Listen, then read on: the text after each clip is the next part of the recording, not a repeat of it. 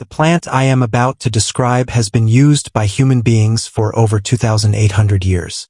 It fed Roman soldiers on campaign across Europe. Ancient Egyptians documented using it as medicine. Hippocrates, the father of Western medicine, recorded 61 separate documented remedies using it.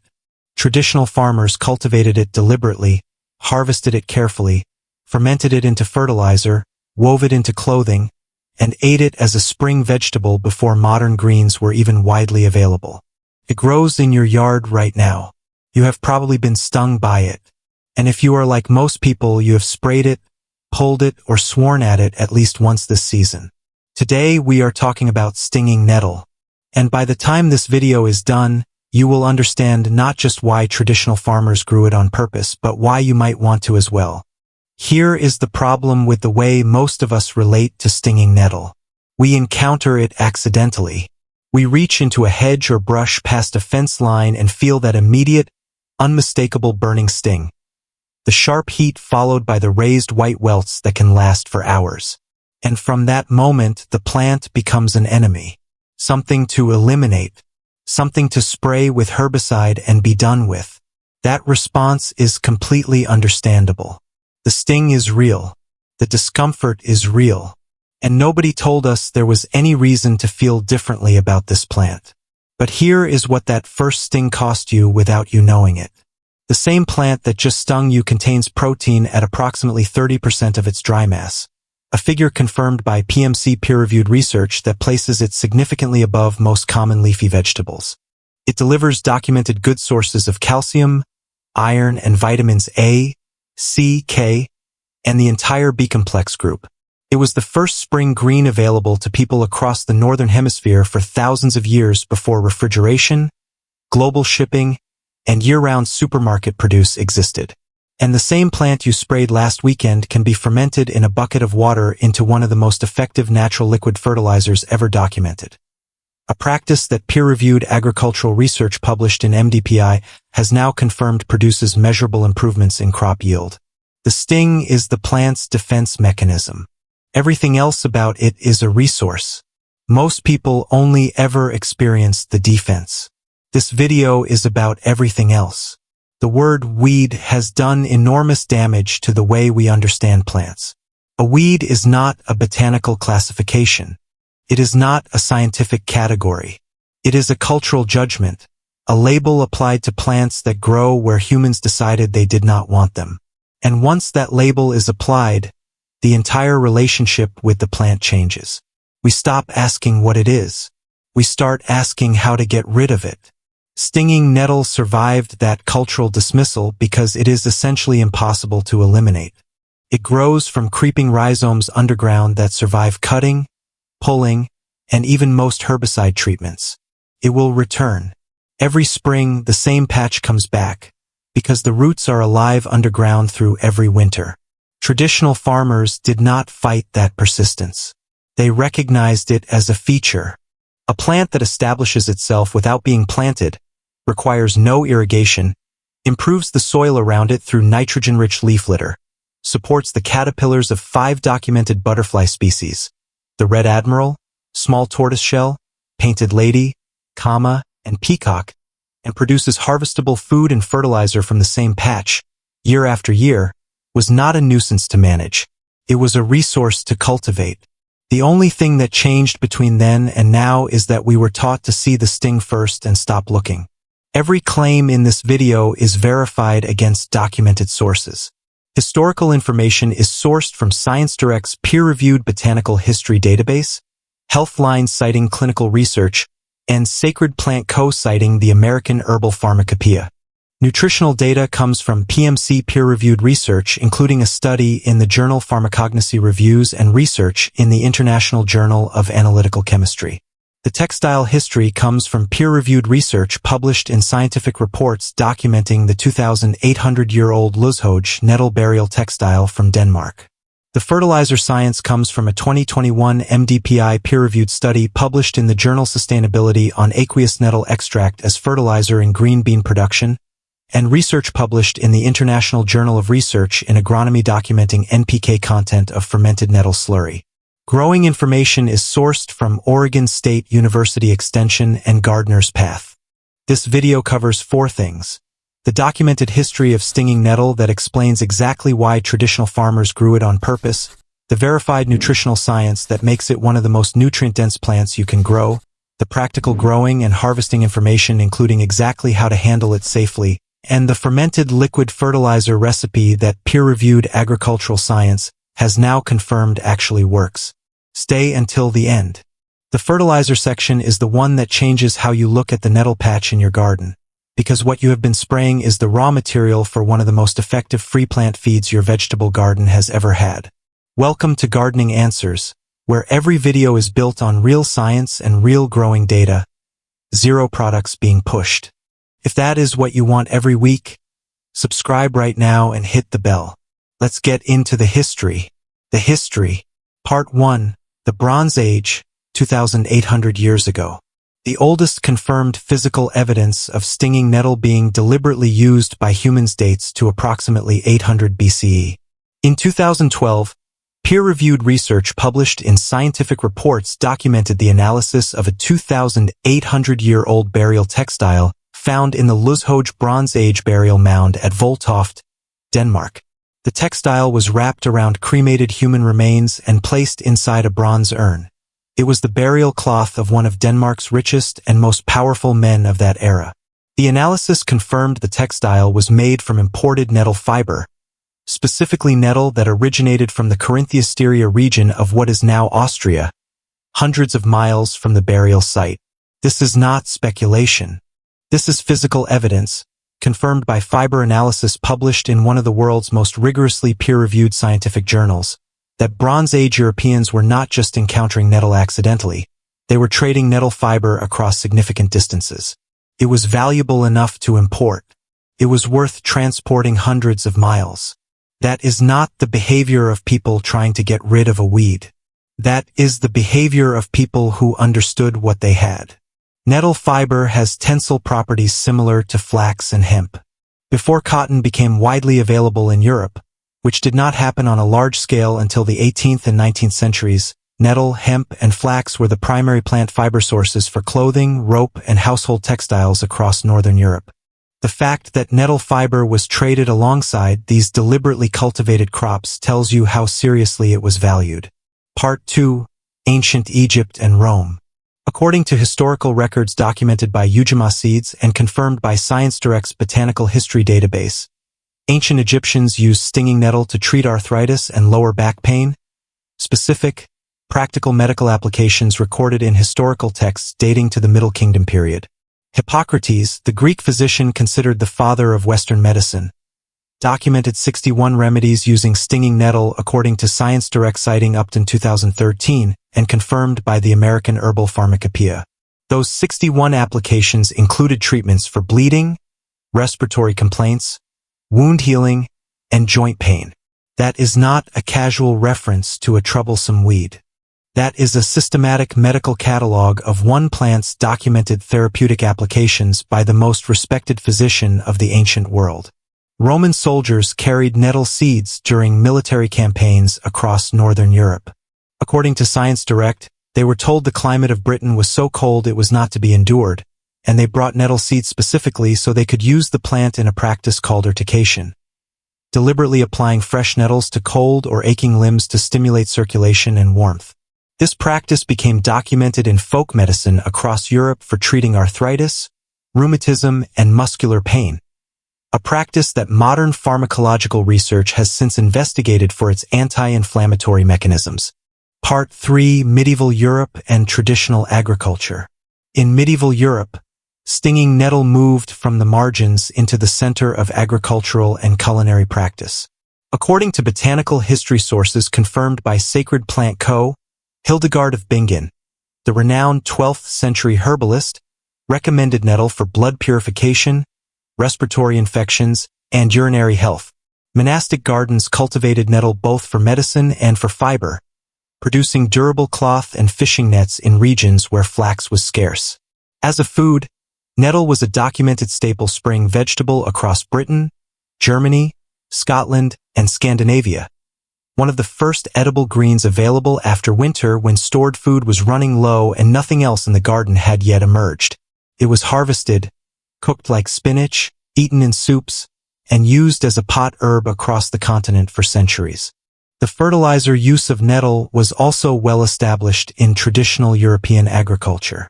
Farmers fermented nettle in water to create what is documented in European agricultural tradition as nettle manure or nettle slurry, a practice handed down through generations of organic farmers long before the term organic farming existed. This is not a modern rediscovery. It is an ancient practice that modern science has now validated. During both World War I and World War II, according to research published in Textile History Journal, the German and British governments initiated programs to cultivate stinging nettle specifically as a textile fiber crop as a result of cotton and other fiber shortages during wartime. The fiber properties of nettle were so well understood that governments turned to it under conditions of resource constraint. The nutritional science. This is the section that surprises people most. Peer-reviewed research published in PMC, specifically in the journal Pharmacognosy Reviews, documents that protein accounts for approximately 30% of the dry mass of stinging nettle leaves, with a significantly greater amino acid profile than other green plants. Minerals account for approximately 20% of dry mass. For context, this dry weight protein figure places stinging nettle alongside legumes and significantly above almost every common leafy vegetable on a like-for-like dry weight basis. Research published in the International Journal of Analytical Chemistry, documented in PMC, confirms that processed nettle can supply 90% to 100% of daily recommended vitamin A and is a documented good source of dietary calcium, iron, and protein, specifically recommending it for vegetarian, diabetic, or other specialized diets as a high-protein, low-calorie source of essential nutrients. The full documented nutrient profile includes vitamins A, C, K, and the complete B-complex group including thiamine, riboflavin, niacin, vitamin B6, and pantothenic acid. The mineral profile includes calcium, magnesium, phosphorus, iron, potassium, manganese, selenium, and zinc, all confirmed by Oregon State University Extension and peer-reviewed nutritional research. The stinging mechanism itself is worth understanding because it is the only thing standing between most people and this nutritional resource. The sting is produced by trichomes, hollow hair-like structures on the leaves and stems that function like microscopic hypodermic needles. When they contact skin, the tips break and inject a mixture of compounds including histamine, serotonin, and acetylcholine, producing the burning sensation. According to Oregon State University Extension, blanching in boiling water for 1.5 to 2 minutes completely destroys the trichomes and the stinging property disappears entirely. What remains is a dark green, slightly earthy vegetable that Oregon State University Extension describes as interchangeable with spinach or kale in any cooked recipe, soups, pesto, pasta, eggs, or sautéed as a side dish. The harvesting protocol documented by Oregon State University Extension. Wear long sleeves, long pants, and thick rubber kitchen gloves. Use sharp scissors to clip stems. Harvest young leaves in early spring before the plant flowers. Leaves no larger than 3 inches wide from plants no taller than 3 feet. Once flowers appear, the leaves become tougher and less palatable for culinary use. Clip above the node at an angle. The plant will continue producing harvestable growth throughout spring. Comment below. Did you know stinging nettle has a protein content on dry weight that places it among the most protein-rich leafy plants available in any temperate garden? Most people find this genuinely surprising. We have covered the history and the nutritional science. Stay with me for the final section because the liquid fertilizer recipe is the practical payoff this entire video has been building toward. This is the section that changes how you look at the nettle patch in your garden from today forward. Costs nothing. It requires no equipment you do not already have. And peer-reviewed agricultural science published in MDPI has confirmed it actually works. Do not click away. The fertilizer science. This is the practice that traditional farmers across Europe understood centuries before modern soil science caught up with them. The principle is simple. Stinging nettle is a nitrogen accumulator. Its deep root system draws nitrogen and other minerals from the soil and concentrates them in its leaf tissue, which is why the leaves have such exceptional mineral content nutritionally. When those leaves are submerged in water and allowed to ferment, those minerals, nitrogen, phosphorus, potassium, calcium, and iron, are released into the water as dissolved ions. The resulting liquid is a broad-spectrum, plant-available fertilizer produced from a plant that costs nothing and grows without being planted.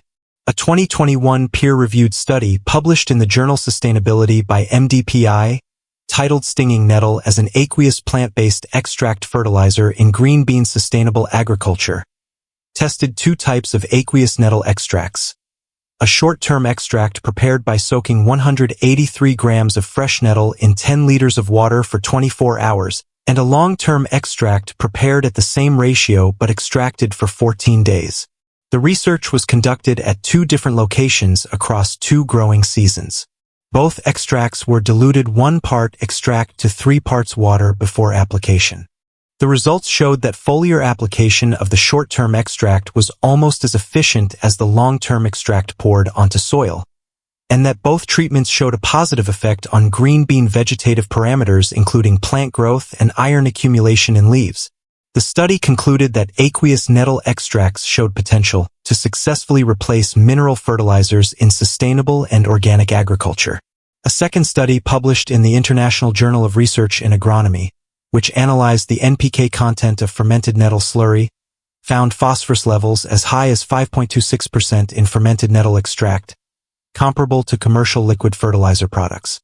Here is the traditional preparation method that has been handed down through European organic farming for generations, distinct from the precise laboratory ratios used in the MDPI study, but the method that traditional farmers actually used and that forms the basis of the widely documented European practice. Gather approximately 1 kilogram, roughly 2 pounds, of fresh stinging nettle leaves and stems. Wear gloves. Place them in a large non-metallic container. A plastic bucket is ideal, as metal can react with the fermenting acids. Add 10 liters, approximately 2.5 gallons, of water. Cover loosely with a lid or cloth that allows gas to escape, because fermentation produces carbon dioxide. Stir the mixture every 2 days. You will notice bubbling and a strong, unpleasant smell as fermentation begins. This is normal and is the sign the process is working. According to Nature and Garden citing traditional preparation methods, fermentation is complete after 1 to 2 weeks when the bubbling stops and the liquid turns dark brown. Strain out the plant material completely and add the remaining pulp to your compost pile. The liquid concentrate is your nettle fertilizer. For soil application as a fertilizer, dilute 1 part nettle liquid to 10 parts water. Apply directly to the soil at the base of your plants. For use as a foliar pest repellent, dilute 1 part nettle liquid to 20 parts water and spray directly onto leaves. Fermentation releases several acids and a special type of lectin protein from the plant tissue, compounds documented as interfering with the development cycle of aphids and mites. Applied preventively, this creates conditions that common garden pests find inhospitable.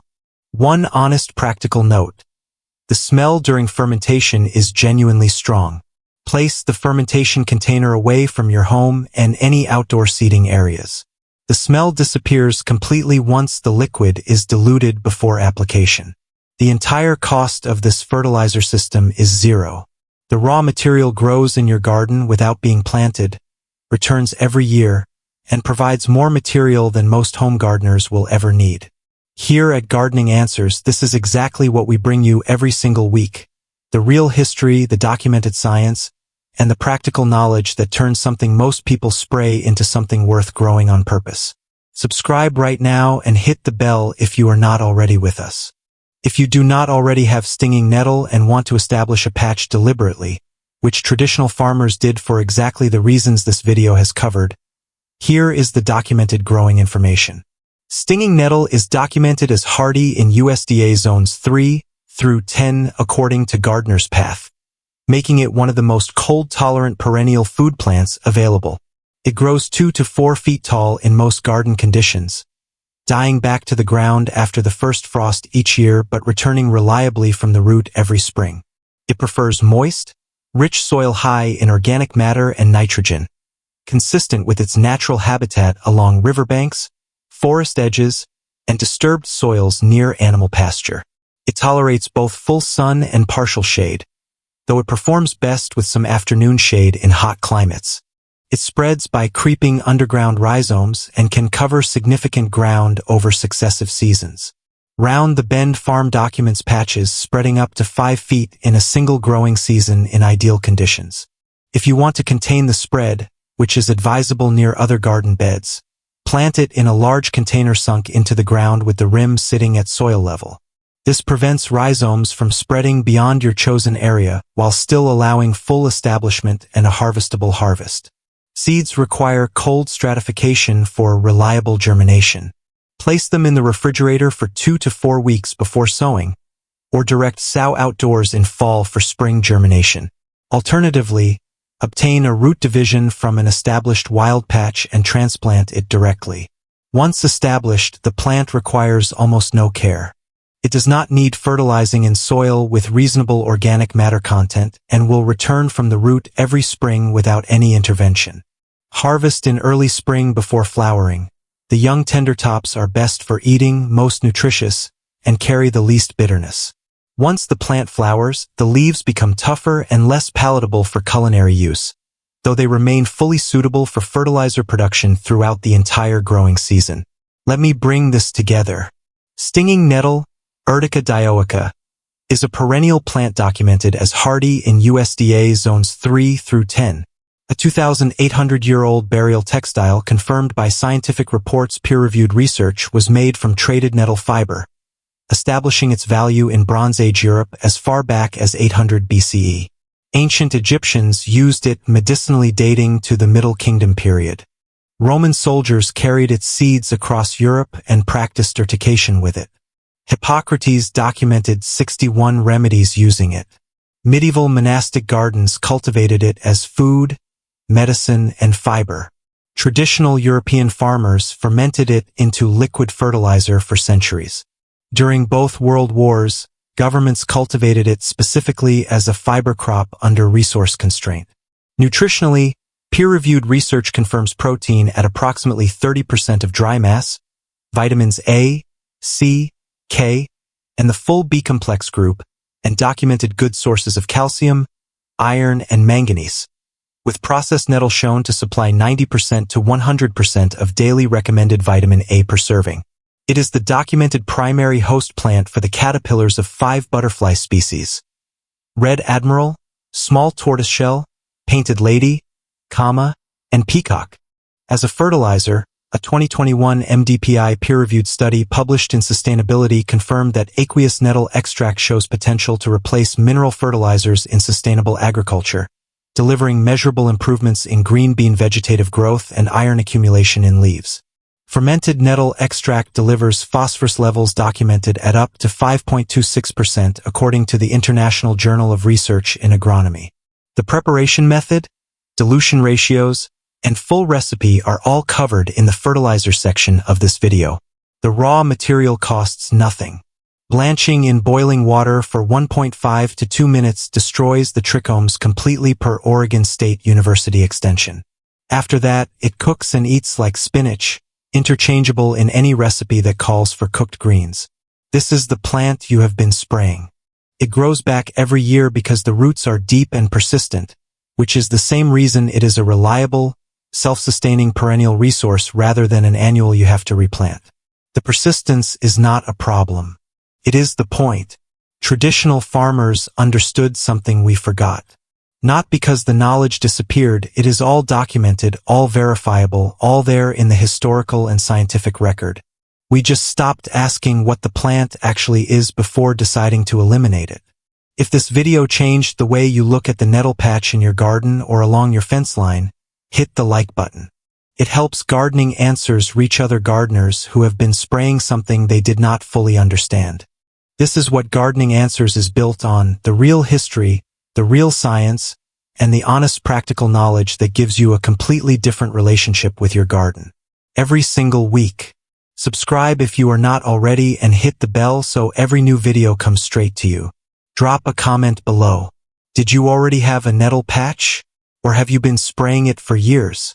I read every single comment here on Gardening Answers and I want to know. Share this with someone who has been fighting nettles in their garden. It might be the most useful thing they see this season. And before you go, next week on Gardening Answers, I am covering another plant that most people consider a weed and have been removing from their gardens for decades. One that nutritional science has now confirmed outperforms spinach on multiple nutrient categories. You will not want to miss it. Stay subscribed and we will see you in the next one.